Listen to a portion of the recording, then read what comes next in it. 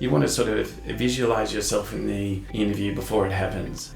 You want to embody their values and their mission statement when you're doing the interview. You should have a current example where you demonstrated that competency in your workplace. Go to the bathroom, look in the mirror and verbally say out loud the answer looking at yourself. That will get rid of the starstruck effect, a massive issue, and it's coming from the most competent people that I would not expect this to happen in these online interviews because they actually forget they're on camera. The lighting's actually illuminating you and you're easy to see. You don't want anything but them focusing on you. They may think you're the right fit, but you may not be the right fit for them. It all needs to embody what you're looking for to bring out the best in you.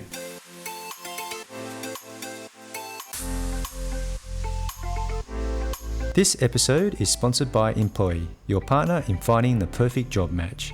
From resume assistance to interview coaching, they're committed to helping you land your dream job. Explore exciting opportunities today. For more information, check out the description section of this episode. Your next career move starts with Employee. Peter, now you've done the great work in writing the right CV to attract the right callers, got the call, and you've done well in the screening. You've got an interview. What are your tips or best practice that you've seen people do to prepare for their interviews? An interview process is a two-way street. You're interviewing the company, you're interviewing the individual, how they're representing the company. So finding out the individual, even ask for their LinkedIn profile if they volunteer it, but you can often find it anyway. Everything you can about the company. That might even require you to do a drive to the company and you can pick up information from reception. Getting a feel of the type of people, how they interact and operate within the business can often help you visualize yourself working for that company. Any sort of thing you can find on any of the platforms about the company, any sort of positive, negative press, so doing an extensive social media search on the company, it's really critical. And when you say about the company, you're talking about potentially what they're working on or what they're advertising in social media, their organizational values. You want to know their values and their mission statement. You want to find that. You want to embody that. So that's in your head when you're doing the interview. The more prepared you are, understanding how that company is, and if you've done the research, you're more calmer in the interview, even subconsciously, because you've put the time and energy into this, so that they can ask you whatever you like because you've done your research. There's going to be less surprising questions because you've prepped accordingly. That comes back to what we talked about too in formatting your resume, and so identifying key competencies. If you've tailored your resume for this role, you know why they've identified with you. You know why they're calling you. You know why they've set up that interview with you. It's because you've represented yourself in a certain manner on paper. Now it's coming to game day where you're going to present yourself in a manner personally, which is basically reconfirming their initial thoughts about you. Good one. Coming back to the preparation, understanding the organization and potentially the person that you're going to interact with during the interview. What else do you need to prepare before going in? In my experience, is make sure you've got some really good examples to highlight your skills and your capabilities. And I always pitch it as you're going into the interview to tell a story. So have multiple stories. So it's about preparation, taking the time to think of the achievements you've done, how you've gone about them, so that you can tell that story. Definitely agree with everything you just said. I think it comes back to also and interlocking it to the key competencies that are highlighted in your resume and why they're being drawn to your resume in the first place. You should have an example of where you demonstrated that competency in your workplace. That is a current example. So in the last 2 years, you're going back 3 to 5 years, you're not doing it readily enough for them to actually warrant it to be valid. And with key competencies and behavioural interviewing, you need to think about the way you answer questions in an interview. It should be structured and should be like a mini speech. So it's a 4-column process is the way I see it. Date, the situation, what you did to influence that situation or change that situation, and then the resulting outcome. If you structure your answer, it keeps you on track, make sure you don't waffle, and it keeps it relevant for the interviewer in this case. And you'll nail your questions more effectively because you've got a structured mindset. Structure that you provided, I've heard of the the STAR approach, which is very similar. You explain the situation, the task needed, and the action that you actually did or contributed to, and the result. That keeps you in that structure. Sometimes you might practice structure, but in that moment you might lose it, or you might get to a point where you digress to something else because you're nervous. Mm-hmm. Have you seen people do that well, where they know they've gone on a tangent, but they've actually saved themselves by saying a particular thing and coming back to the actual question in hand? Yeah, you've got to have a perception of your audience, and you've got to be able to read the tea leaves in the room in terms of their engagement with you. So I've been present in the interview as an observer to help the interviewer ask pertinent questions to evaluate them. And I've seen people who've got the role and then they've talked their way out of the role. And that's because they haven't read the audience and known when to curtail their response. So if they ask a question, even ask them and say, well, what level of detail do you want me to go to? Because they may want a superficial answer, just knowing that you've covered that skill set, or they may want an explanation, right? No, take me through from beginning to end exactly how you do this. And I'm a big believer in validating how much detail you want provided, because the number one thing that annoys me is when I'm giving feedbacks to candidates where they said you didn't go into enough detail, and this is a common pitfall, is that they didn't clarify with the person that's asking the question, well, what level of detail do you want me to go into? Because sometimes the person that's asking the question doesn't have knowledge that you have in this aspect, and they just want to make sure and tick it off their bucket list that you actually have it.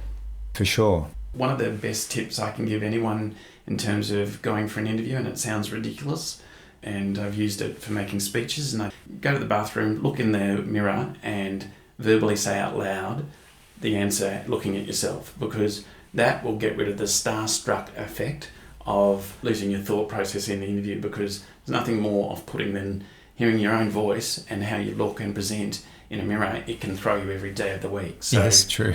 It's a little tip, but it helps, and it can help you be so more effective. That's a really good tip. Because you want to sort of visualize yourself in the interview before it happens. We're talking on the advent of everyone leaning towards Teams meetings and Zoom these days, and other platforms where it's all online interviews. You've got to treat that as though you're in front of the person. It's really critical. I'm seeing people come unstuck in these online interviews because they actually forget they're on camera, or they actually forget that they've got to make eye contact, and those gestures are still as valid as if you were in front of that person. So it means looking at the little camera and as though you're giving eye contact, not getting lost in thought and looking away. So looking at the camera as though you're engaged, choosing a background that's neutral. Don't choose a background that's got a pinboard or your family photos on it. Anything that's colourful at the back is going to be a distraction. So I see it time and time again, people get this wrong. Your background should be literally a white wall. That's the best, in my opinion, and the lighting should be right. So the lighting shouldn't be directly over your head, proportionally not casting a shadow over your face. It's actually illuminating you and you're easy to see. You don't want anything but them focusing on you and what you're saying. And ideally to do this on their laptop rather than their iPhone. But if iPhone, keeping the iPhone still can be different. If you're in the workplace, you do what you do to make the situation work. Some people are doing it from their cars. If that's the only place you can actually find to get privacy and quiet, do it from the car. So try and plan the best environment to maximize your chances of success. Yeah. And further to that, one of the things and I'll say this because it's a massive issue and it's coming from the most competent people that I would not expect this to happen, and really senior people, is the interview booked in on Microsoft Teams or whatever platform they're using. One thing you should definitely do is test the link before the interview. I'm a big advocate of joining the meeting 15 minutes before it started. Technology is a wonderful thing. It doesn't always work as it should, and these online boards and interview platforms they're using, they do periodic updates, and it happened to me this week where I was interviewing someone very senior for a role. There was a update on Microsoft Teams and they couldn't join the interview, and it potentially blown their opportunity because it's just completely slanted their perception from the interviewer's perspective that they weren't organised enough, even though the Microsoft Teams update was that morning, but they didn't test the link during the day. and 15 minutes they joined beforehand, but that 15-minute window evaporated because they got stressed, and that's the last thing you want somebody to have to go through before an interview. So just eliminate all issues. It's like if you're attending an interview in person, getting there early so you can settle yourself. Yeah. And they're a bit more calmer and ready to go. They're putting their best foot forward, and that's what you want to do. And make sure you're dressed for success. I always believe in dressing where you're going, irrespective of what the other person's wearing. That's not important. They've got the job. They're working at the company. It gives you confidence in the interview and how you present yourself and articulate yourself. Great. And I liked some of the tips you've given when it's on Teams, which is mostly where interviews are done. But face-to-face, body language, eye contact is very important. Can you maybe just give us a few tips on you're doing an interview face-to-face? And I'll take it one step back. Face-to-face or on Teams, treat them exactly the same because it's the same characteristics in terms of behaviour. Communication is not all what's coming out of your voice. It's coming out how you're engaging, your demeanour in your face, smiling, being positive, your posture in your seat, whether you're on Teams or if I'm in front of you like I am now. It's how I carry myself. And they're just subtle things, but they make a difference in terms of how you come across and how you present yourself.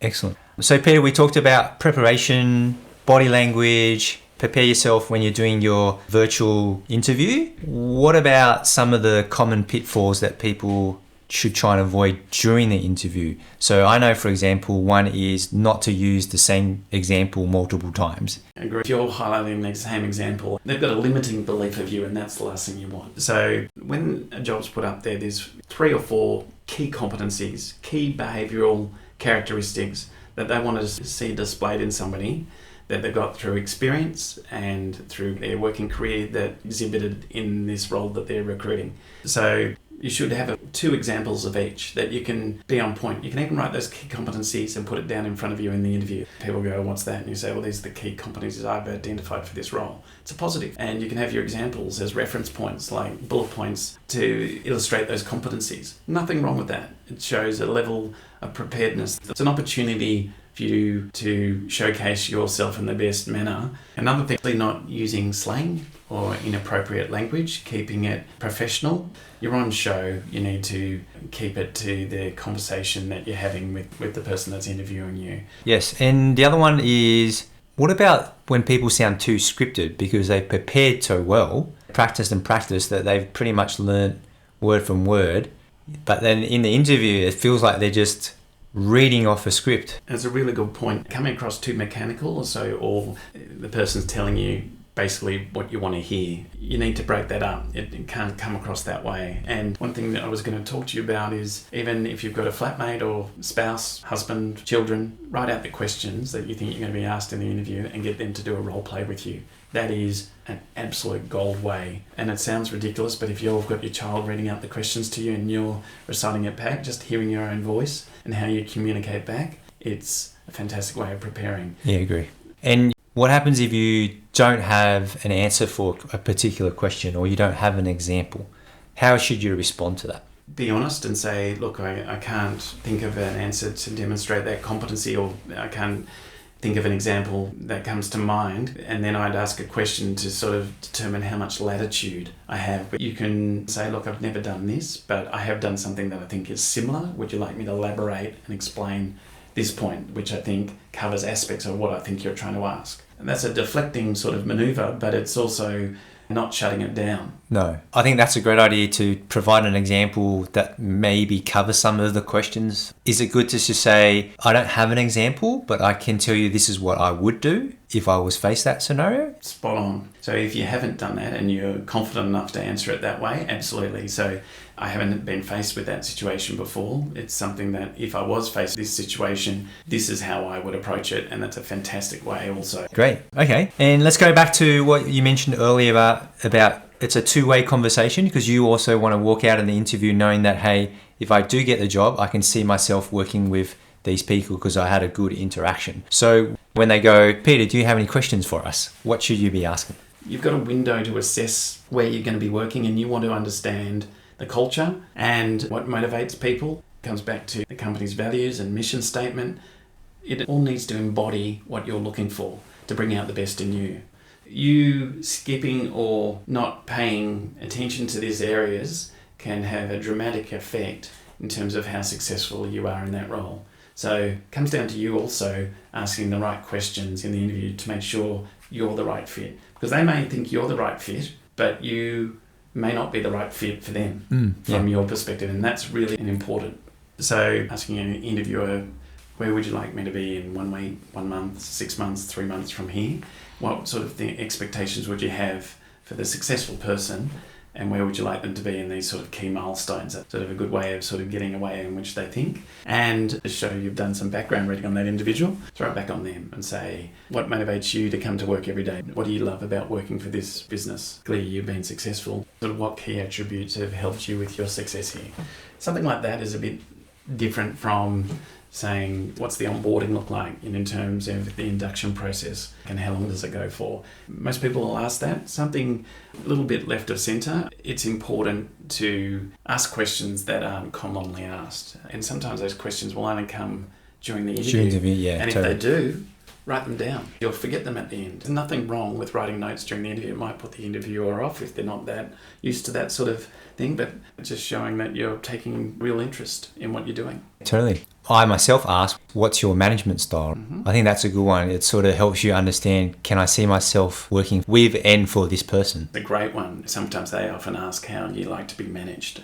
Or another way of asking that is, what's the ideal candidate look like for you? What background do you like them to come from? Hopefully that embodies what you've just displayed. Of course. At the end of the interview, hopefully they'll sort of give you some cues. I often say to candidates when they're interviewed, sometimes they've got a poker face on and they're going to give nothing away how the interview's gone, and they'll keep a neutrality stance. I mean, I don't know why they do that, because I think at the end of the day it's two human beings interacting and there should be some connection. Yes. But there's questions they'll ask that I often ask the candidate, did they sort of ask you anything that interluded when you're available to start, or how you like to be trained, or anything that infers some sort of positive connection to alluding that you might be successful.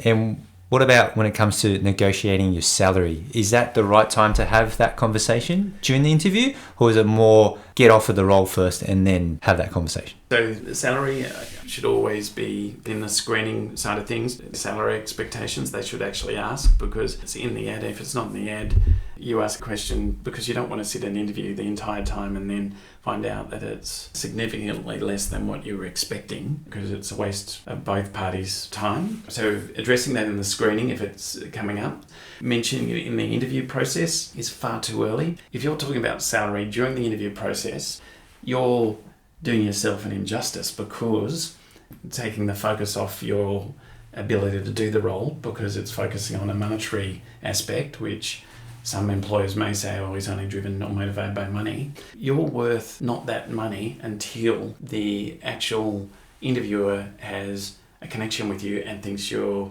a valued proposition for that role and really wants you. So there's plenty of time to negotiate at the offer stage. When they come back to you and say, we really want you, Yen, for this role, you are ticking all the boxes, you nailed the interview, and we'd like to offer you this. When can you start? That's when you say, well, I actually was seeking this, and then it becomes a negotiation strategy. Makes sense. And wrapping it up, any final tips? One of the things that happens more often than I would like it is that it's a small world, and in any industry, and so not burning your bridges is a really big thing. Never talking derogatory or negative about your previous workplace, because that's an absolute no-no, and people still do it.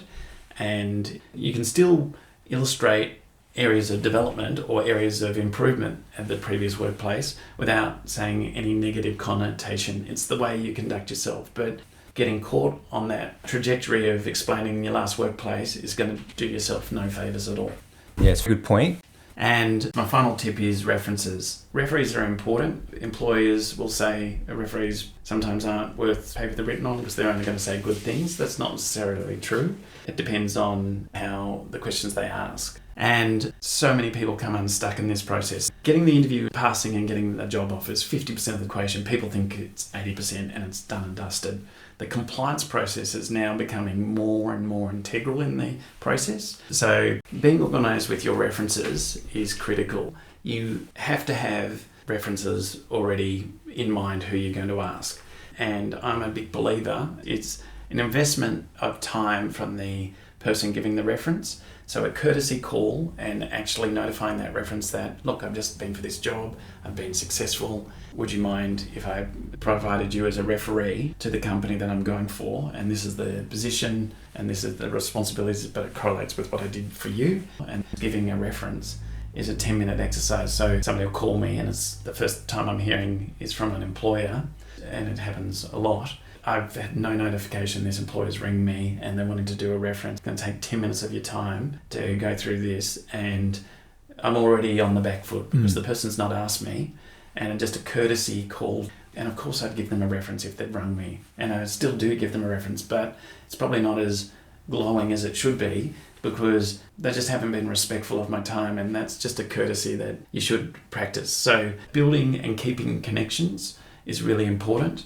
and illustrates straight up if you're organised. So have your 2 references lined up, and maybe having fall as a back fall. And if you've worked for example, in the one company for say more than 5 years, you may want 2 references, because if you haven't got a referee that covers the entire period that you work there, good idea to have 2 referees. Great tip. Thanks, Peter. Pleasure, Yen. Another great episode with Peter. This time we talked about the do's and don'ts of interviews. Similar to crafting a perfect CV, it's all about preparation. You need to do your research about the company, if possible the interviewers that you're meeting, so therefore you can align your examples to their requirements. And you also need to make sure you do those little things because they count. So make sure you dress professionally, checking your links to your interview work if it's virtual, and remember to always have good eye contact, use positive body language. These are all play important parts of making a good impression. Your preparation not only enhances your chances of landing the job, but also helps you gauge if the company is the right fit for you. Good luck in your next interview. In the meantime, don't forget to follow the podcast and make today a good news day.